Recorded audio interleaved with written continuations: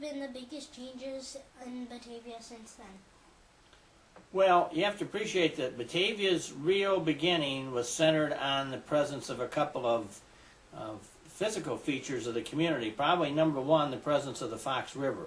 Because the river was here, that's why Batavia's here, that's why Geneva, St. Charles, Aurora, Elgin, all those towns were all settled because they were next to the river. And the river at the time, in the 1830s, which was when all these towns were founded, offered several advantages to people. Number one, it was a supply of drinking water that was readily available.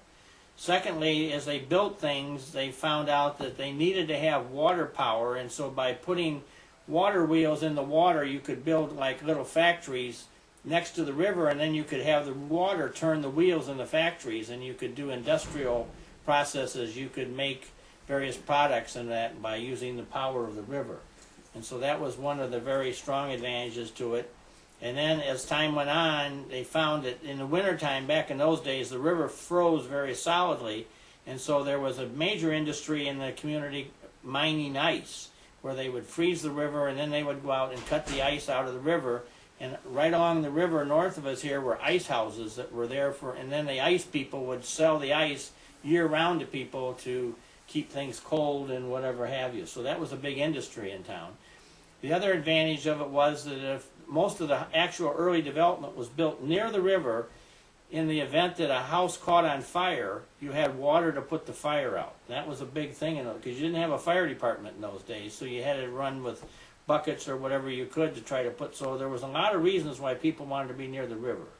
And so in our case, because people originally came on wagons from the east, kind of the northeast side of town, probably areas like State Street and Van Buren and Spring and some of that area, Franklin, are probably the oldest tracts of land in the community. And the original plat of Batavia that Judge Wilson put together in 1835, it was the area over here kind of on the northeast side around Spring and Washington and River Street in that area. So that's really the oldest part, settled part of Batavia. But then as time marched on and they got a bridge across the river, the town settled very, very quickly for the same advantages that people settled initially on the east side. People wanted to be on the west side because they also could have advantage to the water. And probably the most unique feature of Batavia's history was about 1870. There was the main channel of the river, which is still the channel that's right outside my window here today. But there was starting to be an industrialization of the United States, and there was more and more need for people to want to have water power to run factories. And so somebody came up with the bright idea that they would create a second channel of the Fox River in Batavia. So they put the dam, which is, we still have a dam structure up here north of City Hall, and then they diverted water out of the river into a second channel of the river that ran all the way through downtown Batavia and went back into the main channel of the river down today about where our wastewater treatment plant is. And when I was a kid your age growing up in Batavia in the 1950s, the second channel of the river was still here.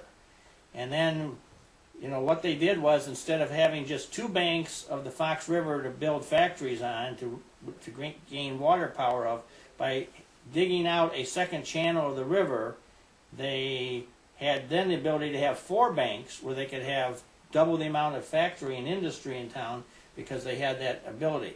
So today there's a couple of remnants of that. What's left of the second channel is the area where by the Depot Museum where the Riverwalk is built. That's what's left of it. And if you go into that area today, it's not, the actual depth of the water in most places is not very deep, because that was man-made in the 1870s. And that 1870s was before the bulldozer and the inloader and all the heavy machinery. So they had to dig that channel out using horses and plows. And so the actual depth of it is only about 2 or 3 feet deep because they didn't have the ability to dig it any deeper. And so that's one of the kind of remnants of history that we still live with in Batavia today.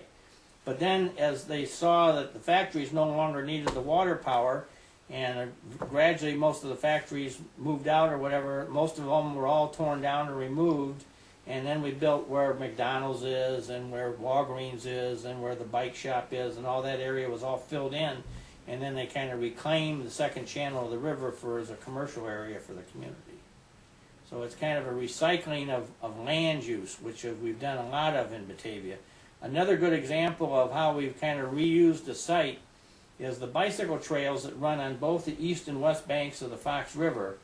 The one that runs right alongside the Depot Museum here, I'm sure you've seen.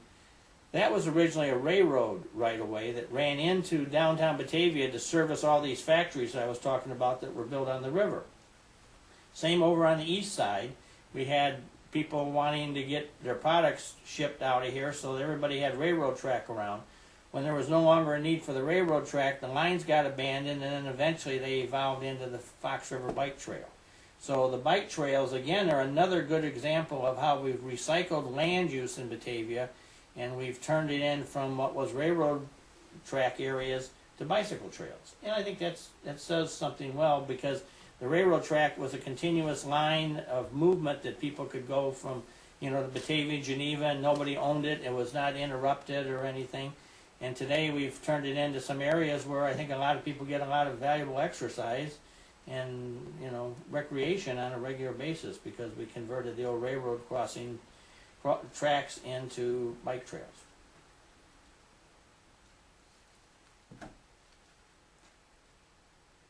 Why is Batavia called the City of Energy?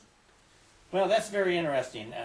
You know, right now we are the home of the Fermi National Accelerator Laboratory, which within the United States of America is the U.S. government's highest instrument for high-energy physics research. So that should be enough to call us the City of Energy by itself, but really that kind of came after the fact. The real reason that we were called the City of Energy was that at the turn of the last century, again because of all this water power that we had available, along the banks of the Fox River were three different premier windmill manufacturing facilities. And for a number of years, around the turn of the last century, Batavia was the #1 place in the entire world where windmills were made. More were produced here than in any other town in the entire world. And between the three plants, they made all these windmills, and the windmills then were taken and sold to farmers and ranchers and people in rural areas throughout the world. And those windmills were then used as the energy source that powered the pumps to keep the farm in water or generate electricity for them or whatever they were trying to do. And so that's where the real name of the City of Energy came about. It's interesting is that we look at the history of the windmill in Batavia. To this day, every now and then we will still get a letter. As the mayor, I will get a letter from somebody. The most recent one I got was from 2 doctors who were running a clinic in the outback of Australia. And they had a windmill that had been made in Batavia, Illinois, in probably 1910. And the windmill had been down there in Australia turning in the wind for all these years, and some of the parts on it were starting to basically come apart. So they wrote and asked, you know, we can't find the name of any windmill factory in town, but do you, the city, know of anybody in your town that has these parts, and we need this part and that part? And interestingly, we have a company right across the river here called Larson and Becker, who now sells pumps for farms to. Now it's all done with electricity, so they pump the water using well pumps, and they sell a lot of well pumps. But the gentleman who founded Larson and Becker had both worked at the windmill factories. So I called them up and I said, you know, I got this letter from these doctors, and interestingly, they in their stash over there, they had the part that this doctor needed.